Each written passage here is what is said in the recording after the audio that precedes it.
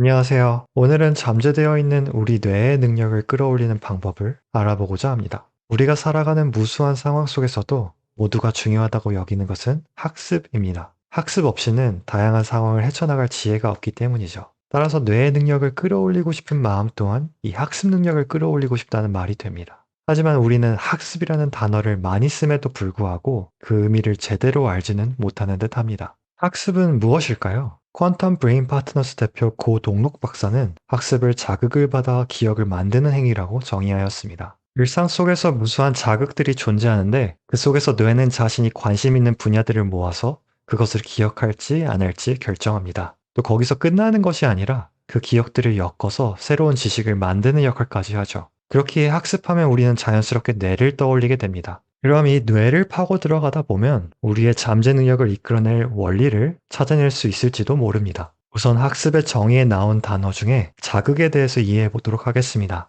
뇌가 정보를 빠르게 공유하는 그 통로를 시냅스라고 부릅니다. 이 시냅스는 가소성이 있어서 항상 바뀔 수 있음을 암시하는데요. 즉, 나이에 상관없이 학습 능력을 발달할 수 있다는 말로 바꿔 말할 수도 있습니다. 이러한 시냅스들의 연결이 강화되고 새로운 연결이 형성되는 것을 학습의 과정이라고 볼 수 있고 그렇게 기억이 형성됩니다. 기억 또한 겹겹이 쌓이면 문화와 언어 같은 좀처럼 바뀌기 어려운 두터운 층으로 발전해 나가는 것이죠. 우리가 흔히 나이가 들수록 시간이 빨리 간다고 말을 하는 경우가 많은데요. 이는 이미 세상에 대한 본인의 해석이 굳어져서 더는 뇌가 주의를 들여 호기심 있게 지켜볼 게 없어서 라고 설명할 수 있습니다. 즉, 가지고 있는 기억으로 세상을 해석하는 데 큰 무리가 없는 것이죠. 다시 시냅스에 대한 설명으로 돌아와 보겠습니다. 시냅스가 결국 기억을 유지하는 핵심적인 기능을 한다고 이해하면 됩니다. 그 과정을 조금 더 구체적으로 살펴볼까요? 우선적으로 우리 몸이 외부로부터 자극 혹은 정보를 받으면 정기적 신호로 변환이 되어 신경을 통해 뇌로 전달이 됩니다. 이 정기적 신호가 시냅스에 도달하면 화학적 물질 혹은 신경 전달 물질로 전환이 되는데 이 과정을 시냅스 전달이라고 합니다.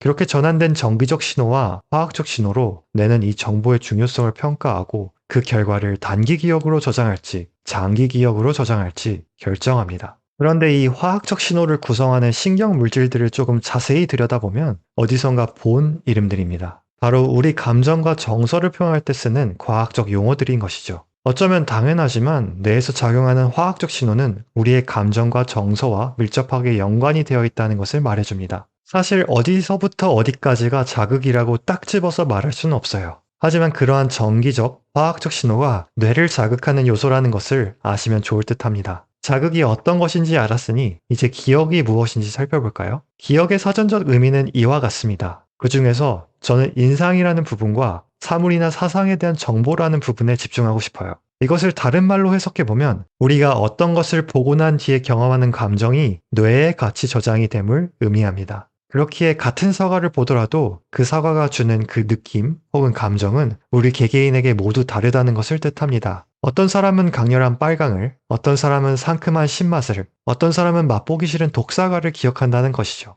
이때까지 살펴본 내용이 너무 복잡하시다고요? 맞아요. 원래 나눠서 설명해야 마땅한 내용들이기에 반복해서 보시길 추천드립니다. 그러나 지금은 이것만 기억하시면 돼요. 학습은 자극을 받아 기억을 만드는 행위이다. 그 자극은 우리가 어떤 대상을 보고 느껴지는 정기적 혹은 생리적 신호를 뇌에 전달한다. 뇌는 그 정보를 기존 정보와 비교해서 중요성 등을 평가하고 그에 맞는 호르몬 혹은 감정을 다시 전송하여 신체의 반응 혹은 행동으로 이어지게 한다. 그럼 이 지식들을 활용해서 여러분이 궁금해하실 자신만의 최적화된 학습 방법을 찾는 방법을 소개해 보도록 하겠습니다. 주의할 점은 여기서 제시하는 학습 방법들은 일반적인 뇌의 작동 원리에 기반하고 있지만 학습의 효과는 개인마다 다를 수 있습니다. 우선 우리가 보통 어떻게 공부를 하는지 살펴볼 필요가 있어요. 보통 책상에 앉아서 책이나 태블릿 등을 펼치겠죠? 그리고 중요하다고 생각되는 단어나 문장들에 밑줄을 칠 거예요. 그리고 더 잘 기억하기 위해서 노트에 따로 적을 것입니다. 여기서 학습에 영향을 미칠 요소들은 그 장소가 주는 느낌 혹은 분위기, 밑줄을 치는 것, 그리고 노트에 따로 적는 것. 물론 학생의 지금 신경 상태도 포함됩니다. 따라서 앞에서 살펴본 뇌의 작동 원리에 기반하여 그 요소들을 하나씩 하나씩 분리해 본다면 자신만의 최적화된 학습 방법을 찾을 수 있을지 모릅니다. 우리는 보통 오감으로 감각을 인식합니다. 시각, 청각, 후각, 촉각, 미각. 이 관점에서 살펴보면 시각은 책이 될 수도 있고 영상이 될 수도 있습니다. 심지어 같은 책이어도 어떤 글씨체인지, 사진을 많이 사용했는지, 영상이라면 그것이 텍스트 위주인지 그림 위주인지 그 영향은 모두 다를 수밖에 없습니다. 청각은 어떤 소리에 대한 자극인데 소음이 될 수도 있고 어떤 특정한 음악, 강의자의 음성 등이 될 수 있겠죠. 어떤 노련한 교수님은 일부러 하이 피치를 유지해서 학생들의 집중을 유도한다는 말을 들은 적이 있습니다. 후각은 필터링 없이 바로 뇌를 자극할 수 있는 몇 안 되는 감각기관입니다. 그렇기에 자신에게 맞는 향을 안다면 그 학습 효과는 다를 수밖에 없죠. 어떤 서점에 가면 나는 그 특유의 향이 있죠. 아마 그 향 또한 독서를 할 때 많은 분들에게 편안함을 느끼게 해주는 향이 아닐까 생각해 봅니다. 촉각은 책, 볼펜의 재질, 타블렛 PC에 펜을 쥐었을 때의 느낌, 혹은 자신이 공부할 때 만지작거리는 무언가가 될 수도 있습니다. 하지만 일부에선 촉각이 아니라 행동이라고 봐야 한다는 주장이 있는데, 즉 어떤 행위를 하면서 학습을 하는지가 중요하다는 것이죠. 제가 아는 지인분은 맨날 회의 중에 항상 같은 펜으로 똑같은 패턴을 그리고 계셨던 분이 있었어요. 그것이 자신만의 집중법이었던 것 같습니다. 미각은 학습이랑은 무관해 보이지만 전혀 그렇지 않을 수도 있습니다. 껌이라던가 사탕 같은 요소를 활용한다면 자극을 바꿔볼 수 있는 것이죠. 제가 공부할 때 평소에는 거들떠보지도 않던 달지단 화이트 모카 프라푸치노를 사갔던 이유가 여기 있었네요. 물론 이 오감 중에서도 특히나 학습에 영향을 미칠 수 있는 감각들이 있다고 말하기도 합니다. Neuro Linguistic Programming, NLP라고 불리는 신경 언어 프로그래밍에서는 시각, 청각, 행동 혹은 촉각이 학습에 제일 많은 영향을 미친다고 말합니다. 밑에 제가 번역한 검사지를 첨부하니 한번 재미삼아 확인해 보시는 것도 좋을 것 같습니다. 모든 자가검사지가 그렇듯 자신의 객관성이 결여되어 오히려 부정확한 결과가 나올 수 있다는 점만 참고해 주세요.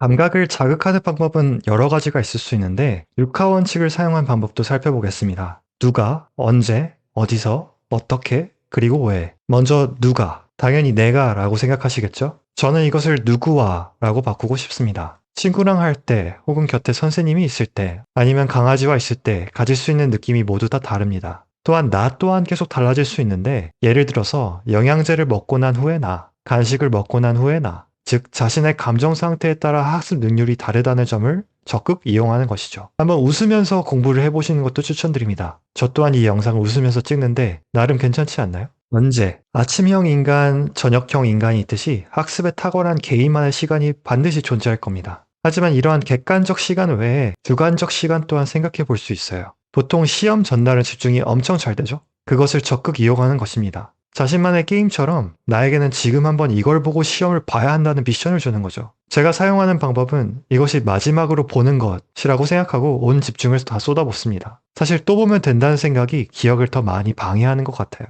어디서? 일부러 공부하러 도서관을 가거나 카페를 가는 분들이 있는 반면 집이 더 공부가 잘 되는 분들이 있어요. 어디서는 이런 부분을 고려합니다. 어떻게? 이것은 결국 아까 살펴본 오감이 여기 들어가지 않을까요? 무엇을? 이것도 당연히 공부하는 과목이나 대상이겠죠. 뭐 그렇긴 한데 공부하는 대상을 다른 과목과 연결시켜 적용해 보는 것도 포함될 것 같아요. 즉 자신이 아는 뭔가의 지식이나 스토리에 이 과목에서 배우는 것을 연결시켜 보는 것이죠. 아니면 직접 스토리를 만들어서 자신이 보다 더 잘 기억할 수 있게 하는 것도 예시가 될 수 있겠네요. 암기법에 자신의 집에 펼쳐져 있는 물건들의 하나씩 그 암기 대상들을 대입하여 저장하는 기억법도 이 방법을 활용한 듯합니다. 왜? 이 부분은 우리의 목적의식과 해당되는 것 같은데 목적이 뚜렷하면 아마 그것을 생각만 하여도 고양되는 감정 상태를 느낄 수 있습니다. 자신보다 더 큰 목적을 향해 가는 사람들이 고도의 집중력을 유지할 수 있는 것도 결국은 이 목적이 주는 화학적 신호라고 볼 수 있어요. 반대로 목적이 별로거나 재미없다면 정반대, 즉 학습에 도움이 안 되는 화학적 신호를 보낼 것으로 예상할 수 있습니다.